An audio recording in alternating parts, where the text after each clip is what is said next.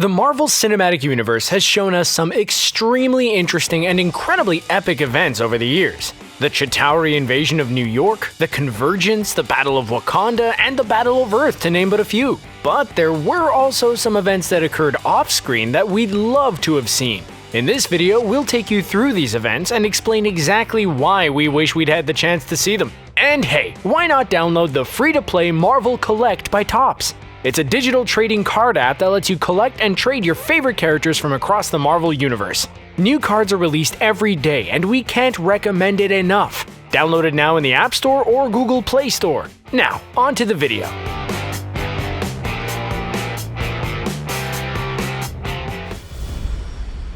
For this one, we're going way back to the beginnings of creation in the MCU. The Infinity Stones were the major MacGuffins of the first 22 movies in the franchise, but very little was explained about their origins. Yes, we got a brief explanation in 2014's Guardians of the Galaxy, and Odin had touched upon it a year earlier in Thor: The Dark World, but that was really it. We do know that they were created by the cosmic entities known as Infinity, Eternity, Entropy, and Death. And it would have been so great if we could have seen those beings making the stones. The main reason for that is because we really want to see some cosmic entities on screen in the MCU. It really is that simple. It's a simple spell, but quite unbreakable.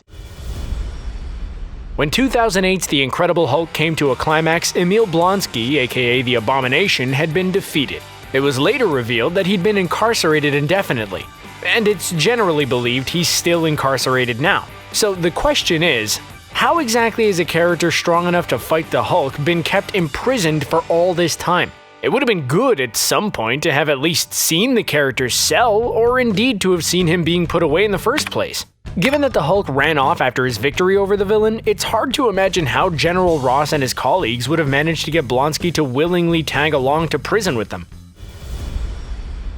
Since his first appearance in the MCU in 2011's Thor, the implication was that Odin was an incredibly powerful character. Because of the implication. Because of the implication.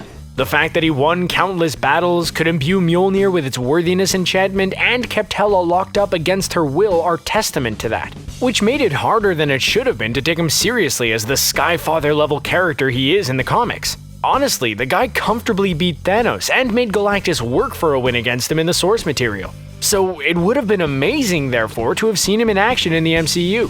Perhaps in battle against the Frost Giants, or defending Asgard when he was in his physical prime.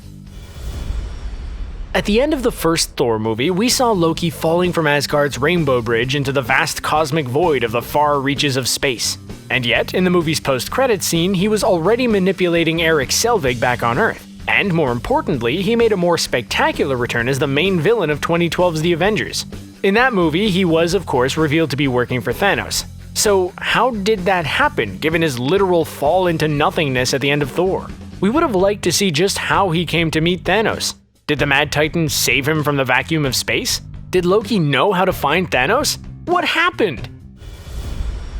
In 2011's Captain America: The First Avenger, which was set during World War II, Steve Rogers' best pal Bucky Barnes fell to his death from a fast-moving HYDRA train into the icy depths of the river Danube. But in 2014's Captain America: The Winter Soldier, he was revealed to be still alive, having been saved by HYDRA and brainwashed to be their most dangerous assassin. So what exactly happened when HYDRA found him? Did they have to resurrect him from actual death? Did he actually survive the fall with nothing more than a damaged arm?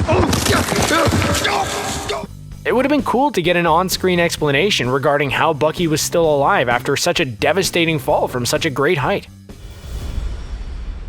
At the end of Captain America: The First Avenger, the Red Skull appeared to perish when he attempted to handle the Tesseract, which we later found out was the Space Stone, with nothing but a gloved hand. However, in 2018's Avengers: Infinity War, the villain was actually revealed to have been transported to the distant barren planet of Vormir, where he'd been tasked with guarding the Soul Stone. So what happened when he arrived on Vormir all those years ago? Who informed him of his new role?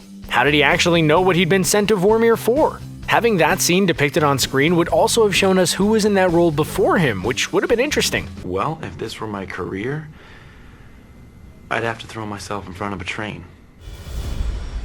2013's Thor: The Dark World told the story of how the Asgardians, led by their then-king Bor, Odin's father, defeated the Dark Elves and took the Ether from them thousands of years ago. They were able to gain the victory in spite of the fact that the Dark Elves had an army of accursed warriors. Now, Thor the Dark World showed us that just one accursed elf was able to manhandle Thor and swat away Mjolnir with ease, so how were they all killed? We saw a brief montage of the fight, which even showed Malekith willingly leaving his armies to die. But nothing shown on screen should have been able to kill the accursed based on what we've seen. It all seems very convenient that they just died. Thor the Dark World ended on quite the bombshell. Having apparently perished earlier in the movie, on screen at the hands of Curse, Loki was revealed to be alive and sitting on the throne of Asgard, having somehow usurped his adoptive father Odin. But how did that happen? Odin was all-powerful and generally presented as being far above Loki on the power scale, so imagining Loki casually displacing him is hard to do. Therefore, seeing how that happened would have been better for audiences. Did Loki have help? Did he use his own magic, which would in turn have shown us that Loki was a lot more powerful than we thought he was? Seriously, how did the God of Mischief do that? As well as revealing that Bucky Barnes was still alive, 2014's Captain America the Winter Soldier also revealed that another character from the first Avenger wasn't dead. Well, kind of. Arnim Zola was revealed to have had his mind salvaged and stored on S.H.I.E.L.D.'s computers, which allowed him to exist as a sort of computer program, without a human body but able to think and exist as he did when he was a man. But given that nothing like that has happened since in the MCU, we would have enjoyed seeing exactly how that happened. Like, what was the process that resulted in his consciousness being preserved in that way? It's not even as though those computers were particularly high-tech. It's really hard to imagine exactly how it happened. In the mid-credit scene of Captain America the Winter Soldier, it was revealed that HYDRA had been using Loki's scepter, which of course contained the Mind Stone, to conduct experiments on volunteers with the aim being to give them superpowers and utilize them as soldiers. While many of them died, Wanda and Pietro Maximoff were successful experiments, and they became Scarlet Witch and Quicksilver respectively. But what exactly did those experiments entail? Seeing them depicted on screen would have been great. Did the subjects just spend time near the Mind Stone to see what happened? Were they directly blasted with it? Or perhaps did HYDRA extract energy from it, then inject the subjects with it in some way? Who knows? 2014's Guardians of the Galaxy opened with a young Peter Quill witnessing his mother tragically passing away, then being abducted by the Ravagers and taken to space. That is an awful day by anybody's standards, but the movie then jumped 26 years into the future, so we didn't really see the true impact that day had on Peter Quill. Yes, we know he was devastated by the death of his mother, but it seemed like Marvel Studios took the easy way out by skipping what happened in the immediate aftermath. How did a child who just watched his mother die react to literally being taken into space by a ship full of aliens? It would have been morbidly intriguing to see his immediate reaction to Yondu and company.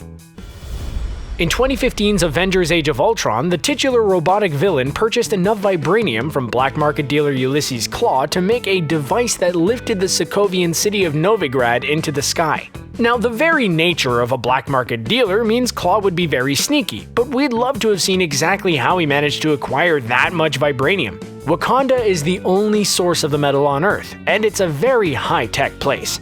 How did Klaue get in? How did he manage to take so much of their precious resource? How did he escape with it?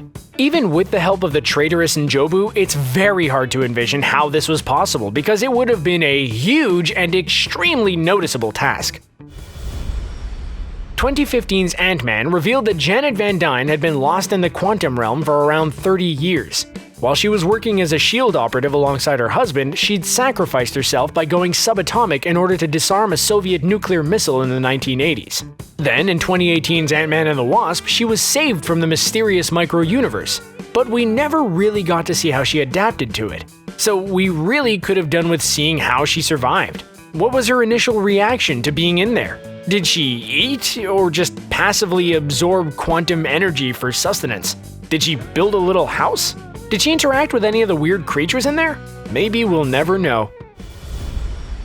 We've seen Peter Parker's origins depicted in 2 live-action Spider-Man franchises already since the turn of the millennium, so it is understandable that Marvel Studios chose to exclude them in the MCU. However, there is good reason for us to have wanted to see it happen. You see, the potential appearance of Norman Osborn in the MCU is very much up in the air right now. With Sony still being a force unto themselves, there's no telling if they intend to use him in their ill-crafted Venom movie universe. Given that he's far more than just the Green Goblin, he'd be a fantastic addition to the MCU. And had Parker been bitten by a radioactive spider in the Oscorp building, that would have confirmed the character's existence in the franchise. Given that the Grandmaster's Contest of Champions played such a big part in 2017's Thor Ragnarok, the fact that we only got to see one fight taking place in the gladiatorial arena was somewhat disappointing. Therefore, it would have been cool to see more. Who did the Hulk defeat to become the champion? Who else, other than Doug, challenged him before Thor did? Who did Korg fight in the warm-up matches? What about Meek or the three-headed Heijo? And perhaps more importantly, what about the former champions who could be seen sculpted on the Grandmaster's palace? Just who did the likes of Beta Ray Bill, Ares, Man-Thing, and Bybeast fight in that arena? We totally needed to see more fights, guys. In 2018's Black Panther movie, Eric Killmonger killed Ulysses Klaue and presented his dead body to the people of Wakanda, dragging it to within the country's borders in order to do so. Now, we know how he found Wakanda. He had Klaue's help and had also found his father's secret stash of information regarding the country when he was younger, but how the heck did he get in? One of Wakanda's most notable traits is its force field, which completely surrounds the country and prevents any unauthorized entry. It would have been a good idea to show us how Killmonger breached it, especially without Klaue's help, as it really made no sense and was kind of an essential part of the plot. 2018's Avengers Infinity War opened with Thanos and the Black Order already having ransacked the Statesman, the Asgardian refugee vessel somewhere in deep space. The attack had been teased since the mid-credits scene of Thor Ragnarok a year earlier, which had got fans rather excited about seeing it happen. But rather than showing us who had beaten Thor to a bloody pulp, how half the civilians had been killed, how the other half had escaped, where the Hulk was for the start of the attack, or why Loki was left unscathed until that point, the whole sequence was skipped. That would have been an exciting scene to see, and a more ominous way of opening the movie for sure. Speaking of that scene at the start of Avengers Infinity War, it was also notable that Thanos had already acquired the Power Stone by that point. The Purple Infinity Stone had been on Xandar, where it was under the watch of the Nova Corps, but we were denied the opportunity to see the Mad Titan either acquire it or kill half of the planet's population. That's a shame, because it would have been quite the fight. The Nova Corps are no pushovers, and with a Power Stone at their disposal to begin with, they would surely have attempted to use it in their defense against the prune-chinned villain and his forces. The only reference we got to it was Thor briefly mentioning it, which was something of a disappointment. In Avengers Infinity War, we saw Doctor Strange using the Time Stone to look into the future in order to view 14,605 potential outcomes in the conflict with Thanos. We also learned that the MCU's heroes only came out victorious in one of those futures, but we never saw what happened in any of the others. Now, we know it wouldn't have been possible to show what happened in all of the 14,604 futures in which Thanos came out on top, but it would have been interesting if we could have seen glimpses of just a few of them. Flashes of beaten or even dead heroes, images of mourning planets, and even Strange watching himself die would have shown just what was at stake in a more impactful way. In the post-credit scene of Avengers Infinity War, Nick Fury and Maria Hill were driving through Atlanta when the decimation started to take effect. As soon as they realized something was wrong, Fury declared the situation a code red before witnessing Hill turning to dust before his eyes. The former S.H.I.E.L.D. director then clamored for his pager in his vehicle, which he used to send a cosmic SOS to his old friend Carol Danvers, who he hadn't seen for more than 2 decades. So, what was Danvers' reaction to receiving the message? Where was she at the time? What was she doing? And how long did it take her to react to it by heading back to Earth? We really wish we could have seen. The MCU spin-off TV shows were launched with Agents of S.H.I.E.L.D. in 2013 with the tagline, "It's all connected." That was exciting because fans saw the potential for crossovers with the movies, with the more optimistic of them expecting to see the likes of Tony Stark pop up on their televisions. Unfortunately, crossovers have been few and far between, and when they have happened, they've mostly been minor and trivial at best. Sadly, that's meant we haven't seen how the decimation affected the likes of the Agents of S.H.I.E.L.D., the Inhumans, the Runaways, or the Defenders. That's crazy! Half of all life in the universe disappeared and we didn't get to see how anybody in the TV shows was affected? Ridiculous! Avengers Endgame did something that few people were expecting. It jumped forward 5 years after the Avengers discovered Thanos had destroyed the Infinity Stones. While we know it's impossible for the entirety of those 5 years to be depicted on screen, we would be interested in seeing some of what unfolded over the course of half a missing decade. How did the new dynamic in the team come to be?